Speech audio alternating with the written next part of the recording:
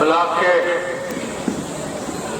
अध्यक्ष जी, हमारे वर्षों पुराने लेकर देवेंद्र पांडे जी, इनके घर में मेरे को बहुत टाइम भोजन ग्रहण करने का मौका मिला। जब कभी साथ में खाना होता था मैं देवेंद्र जी को कहता था कि मैं आपके यहाँ पे आऊँगा। और यहाँ पे नाम तो उन्होंने 80 लिखे हैं लिस्ट पे, शायद मैं उससे भी ज़्यादा जानता हूँगा। टाइम ज़्यादा लग जाएगा तो मैंने को आपने काफ़ी देर से बिठाया हुआ, तो ये सारे चेहरे जो यहाँ पे हैं इनसे वर्षों से मेरा रिश्ता है। तो मेरा एक ही बात है, एक ही निवेदन है, क्योंकि मैं जो आपकी भावना थी कि यहाँ से गांधी परिवार का कोई आदमी लड़े, भावना मेरी भी वही थी। क्योंकि मेरा काम यहाँ इलेक्शन लड़वाने का काम रहता था, संगठन का काम रहता था, तो वो मैं उसी के अंदर अपने को एंजॉय करता था कि मैं साधारण घर के उठ के एक यूथ कांग्रेस के माध्यम से मैं यहाँ पे आया था। 1983 में हम लोगों को 10 लोगों को राजेश जी यहाँ पे लाए थे, तो हम लोगों को एक विधानसभा में 2-2 लोग हम लगते थे।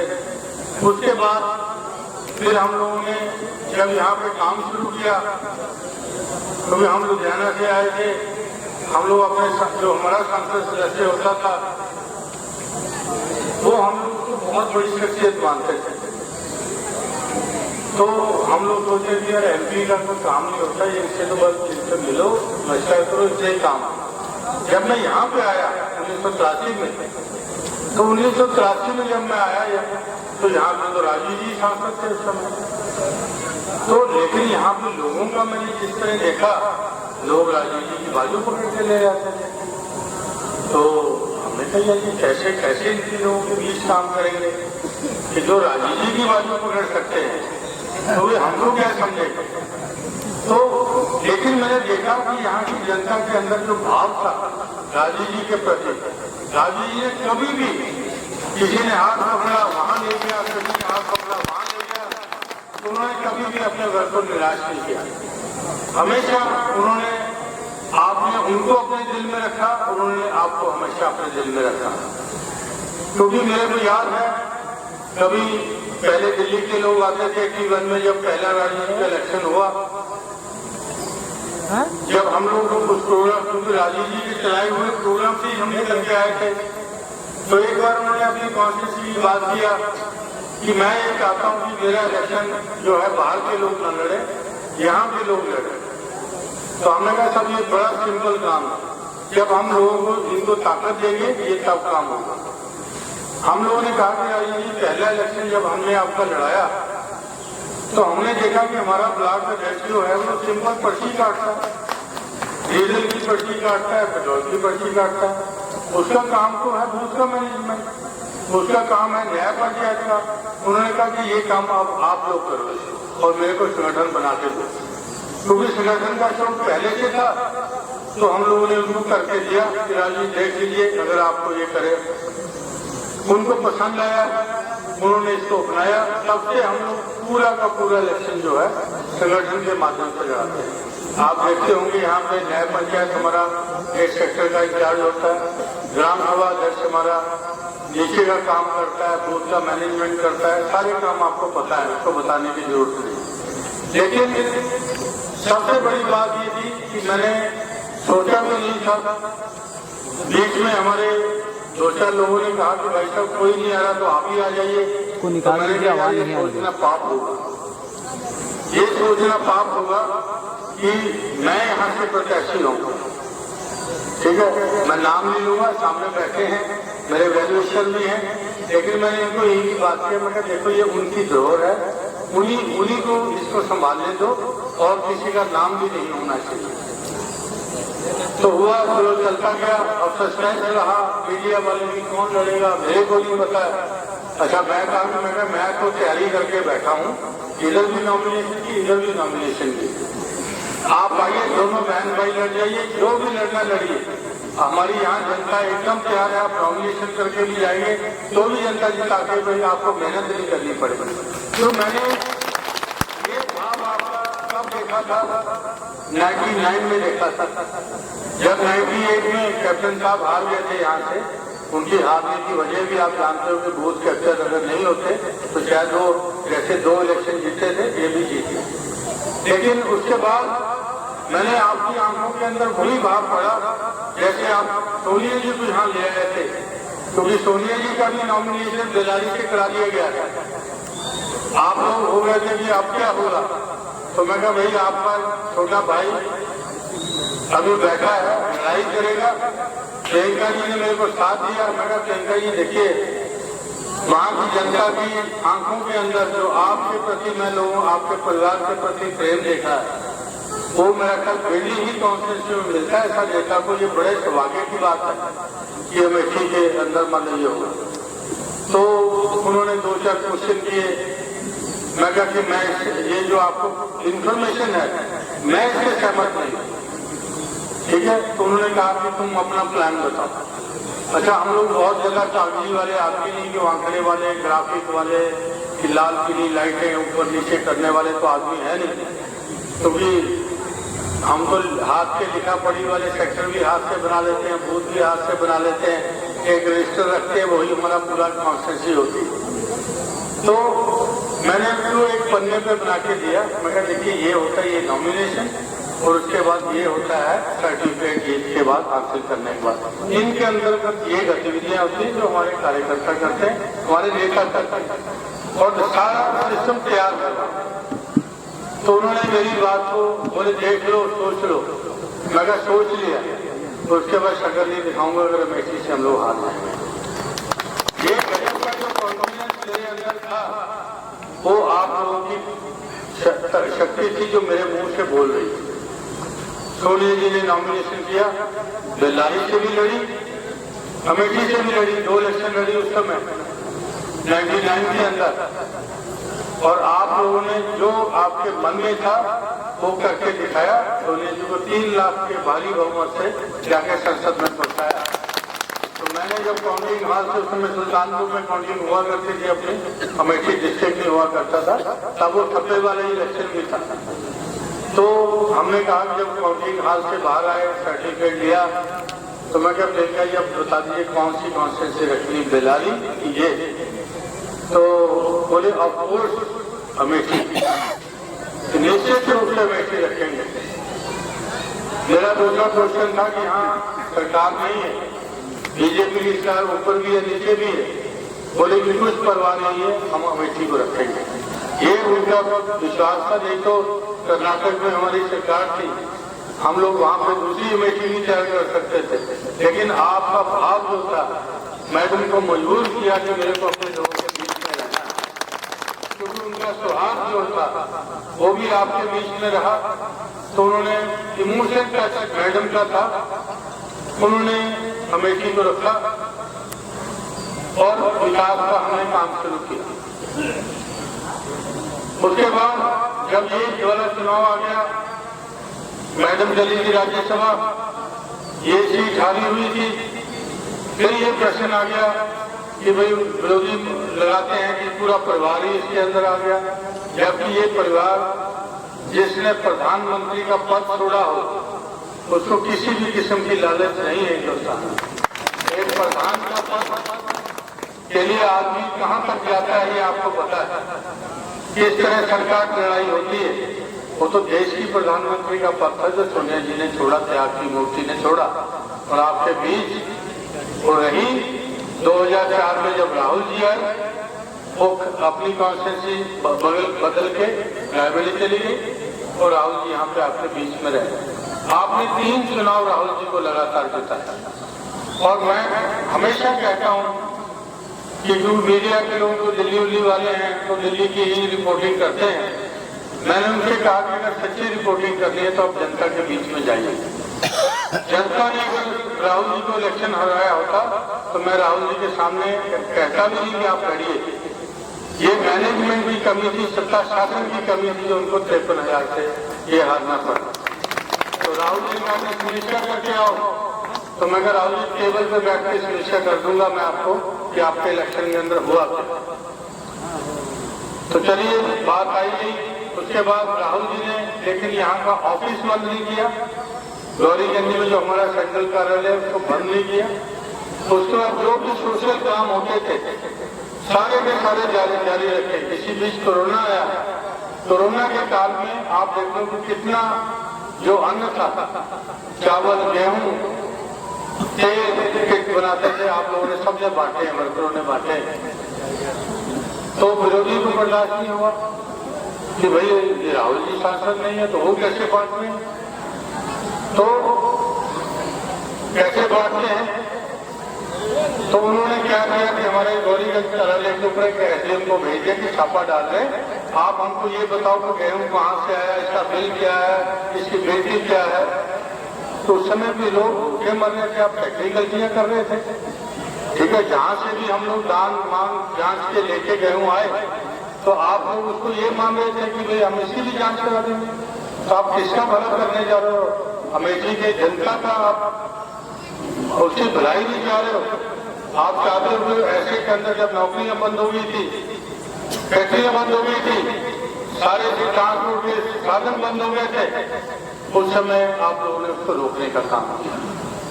हम लोगों ने दवाइयां भी बांटी कोरोना के अंदर, सैनिटाइजेशन भी गांव का करवाया कि भैया दोबारा से कोरोना न फैले तो दवाइयां छिड़को गांव के अंदर। ये आप ही लोगों ने किया। ठीक है, अगर राहुल जी कहीं भागे हो तो बता दीजिए। आपके यहाँ पे आग लगती थी, हम लोग एक छोटी सी फायर ब्रिगेड बनाते थे, आग लगती थी, हमारे सेंट्रल ऑफिस से इंफॉर्मेशन जाती थी, उठाते थे। अब जिस घर में आग लगी होती है तो उसका बेचारे का सब कुछ खत्म हो जाता है, बर्तन से लेके धोती कपड़े तक सब खत्म हो जाते हैं। तो सबसे पहले शासन से पहले, प्रशासन से पहले कांग्रेस की मदद वहां पहुंचती थी। तो राहुल गांधी तो यहाँ से हार चुके थे, उनको क्या जरूरत थी करने की। लेकिन उनका था कि कोई बात नहीं, राजनीति में ये था होती रहती है, लेकिन जनता की सेवा कभी बंद नहीं करनी चाहिए। ये उनका भाव था, उस परिवार का ये भाव था। उसके बाद आप जानते हो हर साल कंबल बांटना, हर सर्दी आती है गरीब लोगों के लिए कंबल उनकी तरफ से हमेशा आता है। फिर मैं बैठता था तो मैंने कभी भी अमेठी के लिए दिल्ली के दफ्तर के दरवाजे बंद नहीं किए।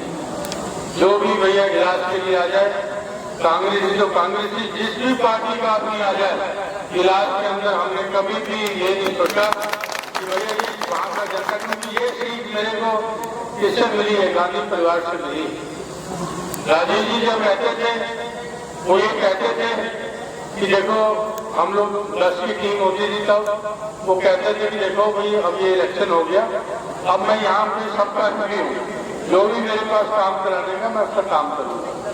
तो हम अपने बच्चों को समझाते समझाते हमारी डर जाते थे, अरे भाई साहब आपको नहीं पता, बूथ पे ऐसा किया ऐसा किया। हम इनको समझाते थे कि राजू जी ऐसी सोच, बड़ी सोच रखी है, संकीर्ण सोच नहीं रखना, क्योंकि आप जो आपका नेता है उसकी सोच जो है बहुत बड़ी है। तो आप समझ जाते थे, कुछ गुनगुनाते भी थे, तो लेकिन अल्टीमेटली जो लीडर का होता था उसके ऊपर करते थे। क्योंकि मैं यहाँ पे कभी नेता बन के मैंने काम नहीं किया। आपने मेरे को दरी पे बिठा कर चाय पिलाई हुई, मैंने वही किया। आपने मेरे को सोफा पर चलाई चाय, वही किया। आपने किसी ने कहा कि मेरे घर में आपको खाना खाने आना है, मैं खुशी से खाया। मैंने यहाँ किसी जात बरादरी देखी कि मैं इसके घर नहीं जाना, ये मुस्लिम है या ये दलित है या ये फला है, क्योंकि ये भी बात जो है हमारे नेताओं की सिखाई हुई है। मैंने कोशिश भरपूर किया कि मेरे एक भी किसी कार्यशैली के कारण अमेठी की जनता का दिल ना दुखे, क्योंकि उसमें कोई किशोरी लाल का नुकसान नहीं था कि आपके सांसद वो थे, नुकसान उनका था। भाई हम लोग जो हैं आज हैं, उस समय सोचते थे कि जो लीडर ड्यूटी लगाएगा वहां चले जाना है।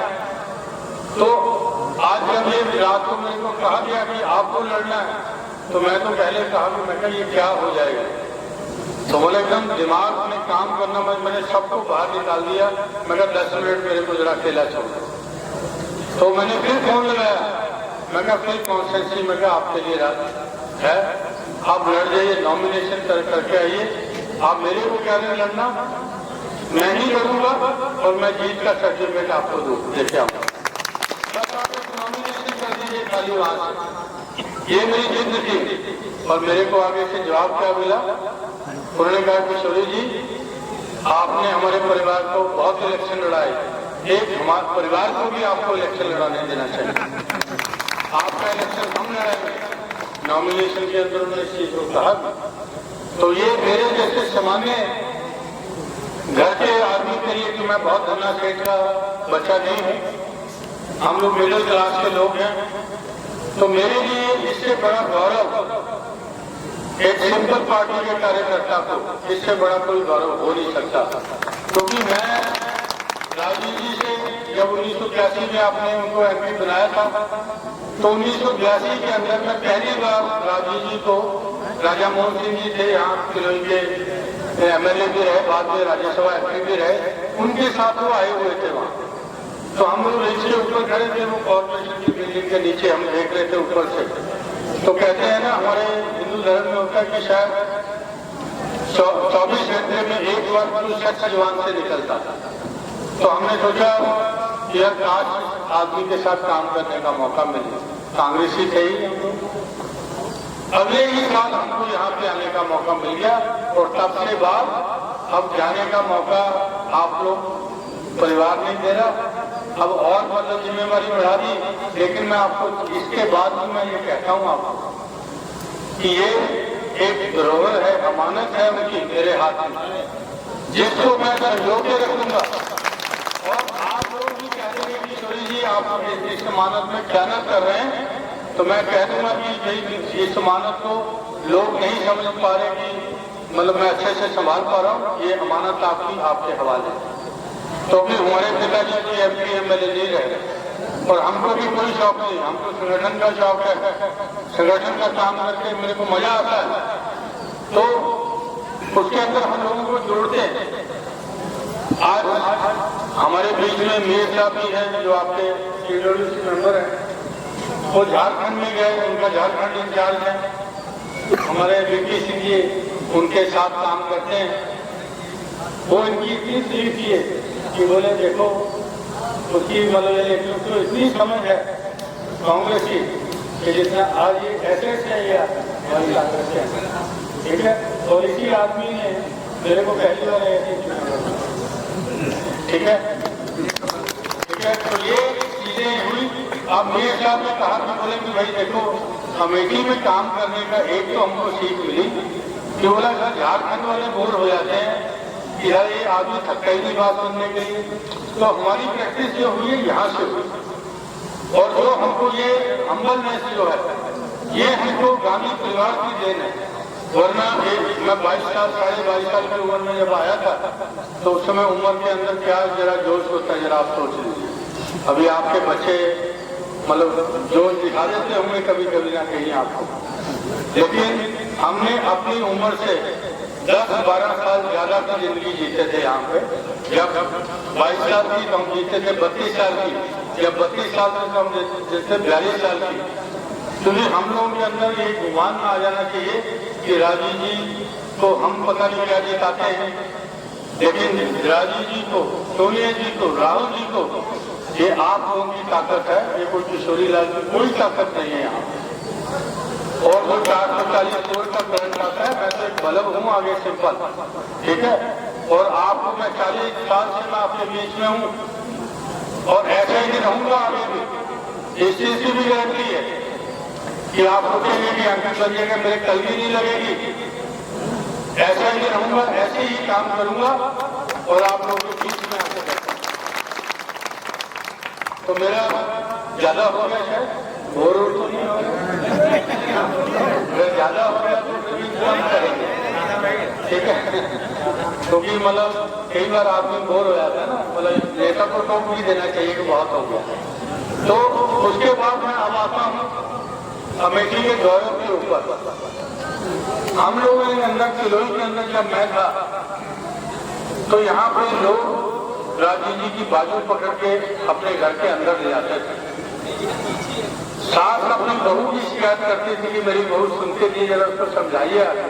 ये रिश्ते थे राजीव जी के, तो यही रिश्ते सोनिया जी के साथ हुए। तो उसके बाद जो सारी चीजें हुई वो मतलब यह है कि आपका प्यार उनके प्रति, उनका प्यार आपके प्रति, आपने एक भी लाइन को इलेक्शन हारने नहीं दिया यहाँ, और उसके बाद रायबरेली गई तो रायबरेली वालों ने भी हारने नहीं दिया। तमाम परिस्थितियां ताम झंझावत हुए, ताम देश के अंदर हुए, लेकिन आप लोगों ने उसको रखा। अब जो हमारे विरोधी हैं, आप उनको बात कहने का अधिकार नहीं रखते हो, बात कह देंगे। कोई हमारे पत्रकार बंधु हैं यहाँ पे तो कह देंगे अच्छा मैं तुम्हारे मालिक से बात करके मतलब उसकी नौकरी निकाल देंगे।